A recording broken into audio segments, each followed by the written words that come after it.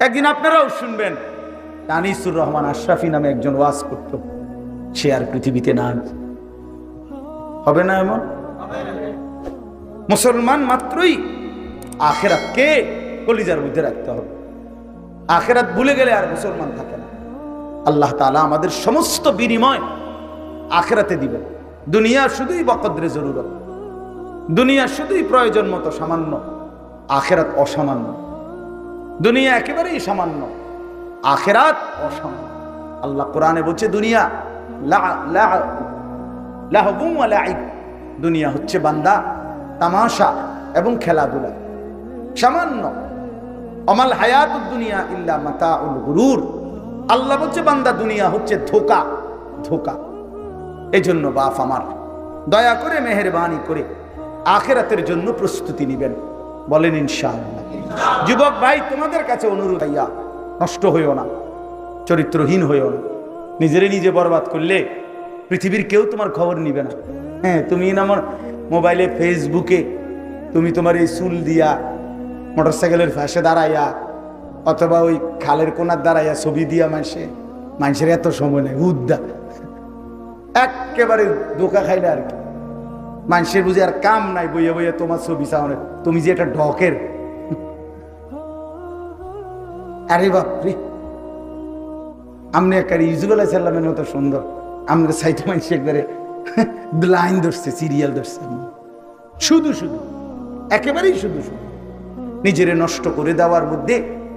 তুমি যদি চরিত্রহীন হয়ে যাও ভাই, তুমি বখাটে হয়ে গেলে, তুমি মদে আসক্ত, নারীতে আসক্ত, জিনা ব্যভিচারে আসক্ত হয়ে গেলে, খোদার কসম বন্ধু, কেউ খবর নিবে না। এই সমাজ বড় স্বার্থপর, এই সমাজ বড় স্বার্থপর, কারো খবর নেন। কত চরিত্রহীন কতখানে পড়ে আছে, কেউ খবর নেন, কেউ খবর নেন। আপন মা বাবাও খবর নেন, খালাস যা। এই জন্য আমার অনুরোধ রইল, একটা ছেলেও যদি বুঝে থাকো, নিজেরে নষ্ট করো না ভাই। জীবন আল্লাহ তাআলার দেওয়া, হায়াতের প্রতি মিনিট বড় দামি। আল্লাহ তাআলা যৌবন কালটাকে শক্তি দিচ্ছেন, কুওয়াত। কোরআন শরীফে আল্লাহ বলছে, আল্লাহ শিশুকালটা হলো দুর্বল, বৃদ্ধকালটাও দুর্বল, যৌবন কালটাই কেবল শক্তি। কাজে লাগাইলেও যৌবন, নষ্ট করে দিলেও যৌবন। এজন্য যুব সমাজ যারা আছে, সবাইকে অনুরোধ করলাম, আমরা যেন প্রত্যেকেই মনে রাখি যে আমাদেরকে মরতে হবে আজ কিংবা কাল। হযরত ওমর রাদিয়াল্লাহু তাআলা আনহু বলতেন, কুল্লা ইয়াউমিন ইউকালু মাতা ফুলান মাতা ফুলান ওয়ালা বুদ্দা মিন ইয়াউমিন ইউকালু মাতা ওমর। ওমর রাদিয়াল্লাহু তাআলা আনহু বলতেন, হায় প্রতিদিন ঘোষণা হয় আজ অমুক মারা গেল, আজ অমুক মারা গেল। অল্প কিছুদিনের মধ্যে একদিন ঘোষণা হবে আজ ওমরের মৃত্যু হলো, ওমরের মৃত্যু। সেদিন বেশি দূরে নাই। একদিন আপনারাও শুনবেন, আনিসুর রহমান আশরাফি নামে একজন ওয়াজ করত, সে আর পৃথিবীতে না। হবে না এমন? এমনটাই, এটাই চূড়ান্ত বাস্তব। অতএব আমরা প্রত্যেকে ইনশাআল্লাহ আখিরাতের প্রস্তুতি নিই। এখন আখিরাতের প্রস্তুতি কি? আখিরাতের প্রস্তুতি দুইটা, একটা হলো ঈমান আর একটা হলো তাকওয়া। একটা হলো ঈমান আর একটা হলো কি ভাই? তাকওয়া। তাকওয়া, ঈমান এবং তাকওয়া। ঈমান এবং তাকওয়া যদি বান্দা আল্লাহ তাআলার সামনে বুঝায় দেয়, আল্লাহ তাআলা অনন্তকালের জান্নাত বুঝায় দেয়। আল্লাহ বলে, বান্দা তাকওয়া দাও, জান্নাত নাও। তাকওয়ার মধ্যে ঈমান আছে। তাকওয়া এটা সর্বব্যাপী শব্দ, কোরআনুল কারীমের অসাধারণ শব্দ তাকওয়া। যার মধ্যে ঈমান আছে সে তাকওয়ার ফিকির করে।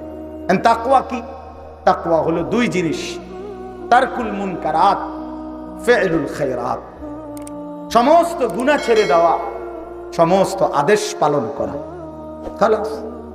আল্লাহ তাআলা বলেন তাকওয়া অবলম্বন। বান্দা আমি ঈমান দিছি, তোমারে ধরে নাও।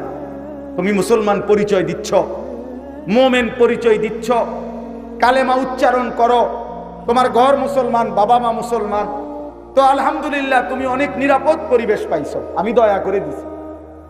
72 বছর বয়সেও আমি হিন্দু মানুষ দেখছি, 72 বছর বয়স ওই চাচারে কালেমার দাওয়াত দিছি। 2.5 ঘন্টা কালেমার দাওয়াত দেওয়ার পরে চোখের পানি ফেলে কাঁদছি। ওনার 2 ছেলে মুসলমান, কিন্তু উনি কালেমা পড়ে না। উনি বললেন আমি এটা পড়তাম না।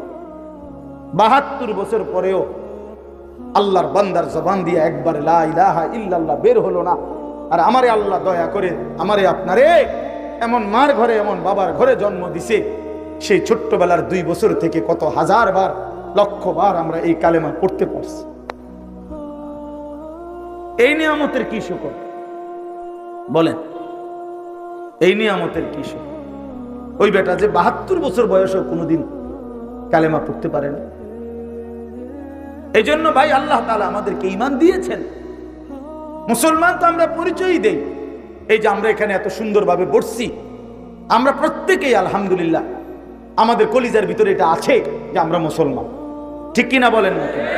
লা ইলাহা ইল্লাল্লাহ বললে একজনও ইনশাআল্লাহ সংকোচ করবে না। ঠিক কিনা বলেন? মানে আমরা যদি এখন বলি যে ভাই কালেমাটা বলো, একটু বাইবেল হুজুর কমুনি, এমন কেউ বলবে না? না না, এত বড় গাদ্দার কেউ নাই। তাহলে বোঝা গেল সে খুশি কালেমার পরিচয় পেয়ে, লা ইলাহা ইল্লাল্লাহর বন্ধন পাইয়া সে খুশি। সে সংকোচ করে না, লজ্জিত নয়, বিব্রত নয়। এটা আল্লাহ তাআলার দয়া। আল্লাহ আমাদেরকে ঈমান দিছেন, কালেমা দিছেন, মুসলমানের পরিচয় দিছেন। এবার আমরা তাকওয়া অবলম্বন করি, অর্থাৎ গুনাহ ছেড়ে দেই, আল্লাহর বন্দেগীতে লেগে থাকি। ইনশাআল্লাহ নিশ্চিত আল্লাহ বলছেন ইন্নাল মুত্তাকিনা ফি যিলালিন ওয়া উয়ুন, নিশ্চয়ই আমার সমস্ত মুত্তাকি বান্দাকে আমি জান্নাতের ছায়া আর জান্নাতের ঝর্ণা ধারা বেষ্টিত নহরে আমি তাদেরকে থাকতে দেব। শর্ত হইল মুত্তাকি হয়ে আইসো। কি হয়ে আইসো? দয়া করে আপনাদের যাদের নওজোয়ান ছেলেরা বিশেষ করে হাতে ধরা যে মোবাইলগুলো হাতে আছে, এগুলো নামায় ফেললে ভালো। হাতে ধরে মোবাইলগুলো ধরে রাখবেন না, মেহেরবানি করে সবাই কথাটা মানলে ভালো। চেহারার দিকে তাকায়া, দিল খোলা রেখে, কান খোলা রেখে, চোখে তাকিয়ে আল্লাহর কথা শুনলে বরকত বেশি হয়। হৃদয়ের মধ্যে কথা পৌঁছে পরিবর্তনের মানসিকতা আসে। এক তো হলো আমি শুনলাম, তো আমি আমার মতো, আপনি আপনার মতো, নিজের দিলের মধ্যে কোনো তোলপাড় হইল না, শরীরের মধ্যে কোনো শিহরণ অনুভূতি জাগলো না, তো লাভ কি হইল? লাভ কি হইল? একজন লোক যদি মনে করেন আজকে 20 বছর ধরে কোরআন শরীফ ইমাম সাহেবের পিছনে নামাজ পড়ে, শুনে, মাগরিবে, এশায়, ফজর, এই 3 ওয়াক্ত নামাজ তো ইমাম সাহেব কেরাত পড়ে জোরে, মানে আওয়াজ করে, তো সেই হিসাবে তো উনি শুনতেছে, 2-4 মিনিটও শেষ হয়ে যায়। এটা কি নামাজ পড়ে? কি ধরনের সূরা কেরাত পড়েন? কি ধরনের আত্তাহিয়াতু দুরূদ শরীফ পড়ে? তার মানে এটা বোঝা উচিত। তাহলে এই যে অনুভূতি সবচেয়ে বড় নিয়ামত। কোরআনুল কারীমের মধ্যে আছে, আল্লাহ তাআলা বলেন তাকশাইরু মিনহু জুলুদুল্লাযীনা ইয়াখশাউনা রাব্বাহুম। কোরআনের বৈশিষ্ট্য আল্লাহ তাআলা একটা বলছেন, এটা যে কোরআনুল কারীমের একটা বৈশিষ্ট্য হলো যাদের অন্তরে আল্লাহর ভয় আছে, কোরআনুল কারীম শুনলে আল্লাহ তাআলা বলেন তাদের শরীরের চামড়ার উপরে যে পশম, এগুলো দাঁড়িয়ে যায়, শিহরিত হয়ে। এই কথা ছিল নবী সাল্লাল্লাহু আলাইহি সাল্লাম, তিনি তো দাওয়াত দিতেন কি দিয়া? কোরআন তিলাওয়াত করতেন, এইটাই দাওয়াত। কিছু কথা যা বলতেন তার চাইতে বেশি কোরআন পড়তেন। কোরআনুল কারীম এটাই উম্মতের সামনে পেশ করছেন। কোরআনুল কারীম পড়তে থাকছেন, আল্লাহর বান্দাদের দিল খুলতে থাকছে, অন্তরাত্মা পবিত্র হয়ে গেছে। এর জন্য আসলে এই অনুভূতি আমাদের দেখবেন অনেক লোক আছে, শুক্রবার দিন জুমার নামাজে বয়ান হয়, মৌলানা সাহেব কষ্ট করে বয়ান করে, ওই সামনে বসে মাঝবয়সী বয়স্ক লোক পুরাটা টাইম বসে বসে জুরায়, জিমা, এরকম জিমা। তো আপনি এখানে বসে বসে জিমাইতে আসছেন। আপনার যদি ঘুমের এত চাপই থাকে তো আপনি মসজিদে আসছেন কেন? আপনি ঘরে ঘুমান, ঘরে আপনি বেডি ইট নিয়ে নামাজ পড়ে যান, অসুবিধা কি? মানে এই যে বদ অভ্যাস, একেবারেই বদ অভ্যাস, আর কোনো কারণ নেই। যদি বলে না হুজুর উনি দুর্বল, তো উনি শনিবার রবিবারে এই টাইমে ঘুমায়নি। জিজ্ঞাসা আপনি যদি দুর্বল, আপনি কি শুধু শুক্রবারে নি দুর্বল হবেন? বুঝছেন না? যদি দুর্বল হইলে তো বেটা পুরো সপ্তাহে দুর্বল। তো কই শনিবার রবিবারে তো উনি 12:30টার সময় ঘুমায় না। ওই সময় আপনি ওনারে বলে দেখেন না যে চাচা 12:40 বাজে, আজকে শনিবার ঘুমাইবেন নি? বলবে দের বেকুব, এখন নি ঘুমের টাইম। ঘুমাইলে কদ্দুর ঘুমামু, তো দুপুরে বাট্টাত খাইয়া না। তাহলে অন্য দিনের রুটিন এইটা, শুক্রবারে বসে বসে চুলা। এইটা কারণ হলো বদ অভ্যাস। মূল কারণ হলো আল্লাহর কোরআনের প্রতি আজমতের অভাব, আখিরাতের ফিকিরের অভাব। আমার খুলনার হযরত, বাংলাদেশের একজন অন্যতম বুজুর্গ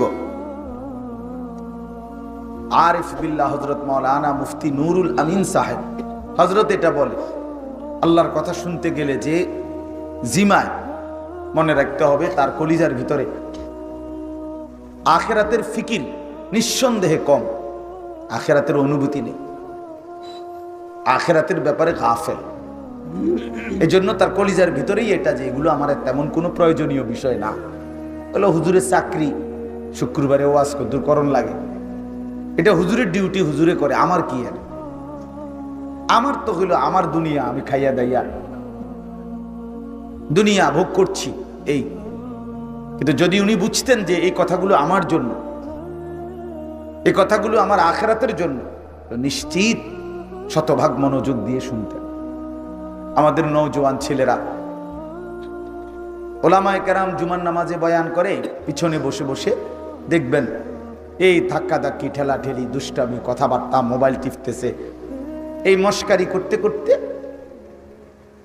হাসি রসিকতার মধ্যেই সময়টা পার করে এরপরে নামাজ শেষ করে বের হয়ে যায়।